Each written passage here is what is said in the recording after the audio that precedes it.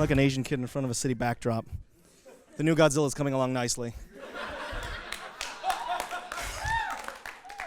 Now, I'm from a small town at the top of New Jersey, and you may not see it on this campus, but in my town, there's not a lot of Asian people. There's like maybe 5 tops, and maybe one guy was squinting, it was sunny out, maybe there's 4, I don't know.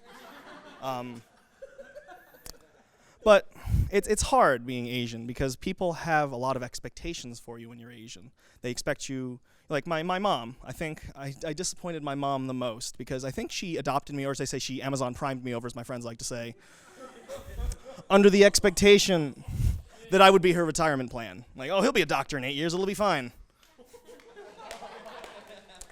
My sister she's also Asian. She's older than me. And so what I assume happened is, like my parents got her and then Amazon Prime sent her the email like, oh, did you enjoy your purchase? Would you like to buy again? This is unfortunate for her, however, because I am horrible at everything. All throughout high school and college, math, science, literature, art, my professors are pulling me aside and be like, you can't fool me. What are you doing? Like they're expecting Ashton Kutcher and the cast from Punk to just run out and like, oh, we got you. It's even worse, though, because all the time people would try to cheat off me on tests. To this day, they still try to cheat off me, and they fail.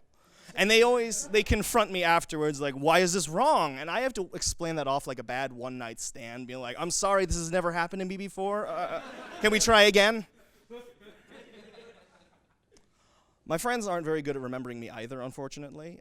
We like to go to this Asian supermarket. Mitsua's over in Fort Lee, surprise. And you always know you get to Mitsua's because the parking lot looks like a scene from Mad Max. There's just twisted piles of cars everywhere. It's just this vortex of angry Chinese people honking their horns at each other because they all rear-ended everyone. And you walk in, and it's just Asian people everywhere. It's like when you walk into a fun house and the mirrors, there's millions of you everywhere. And it's terrible. My friends like to joke with me, and they say, oh, Josh, you got to be careful. One day we might take the wrong person home. What they don't realize, though, is that this is a legitimate fear of mine. That I'm going to go into the bathroom, someone else is going to walk out, and they're just going to take him home. And I'm going to be stuck, and I'm like, guys, and meanwhile, they're committing an abduction.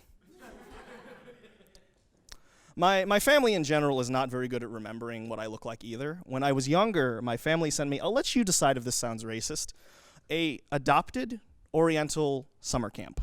Those were the requirements. You had to be Asian and have not real parents. It wasn't so bad. It was nice. I met this beautiful Chinese girl there, and we were very close for the week, and it was wonderful. I was young. I was nervous. I learned something very unpleasant about Chinese people. They age very, very well.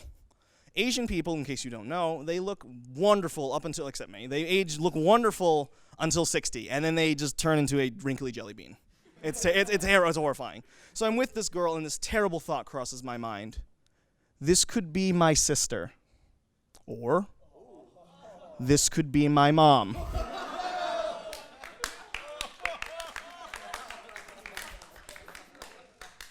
So the end of the week comes, and the parents come to pick up their kids, and it's just a whole army of Subarus, and all these parents coming out in the golf shorts and the golf shirts and the khaki shorts. And suddenly, it dawns on them as they start to get their children. They grouped a bunch of identical children into one place, and now have to try and find that identical child. It's like playing Where's Waldo, except they're all Waldo. It was just a nightmare. Like we're on the verge of calling FEMA. There's just so many misplaced people.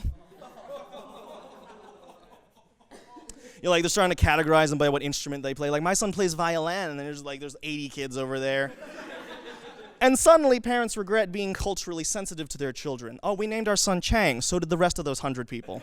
Good luck. And I know this was such a problem because it almost happened to me.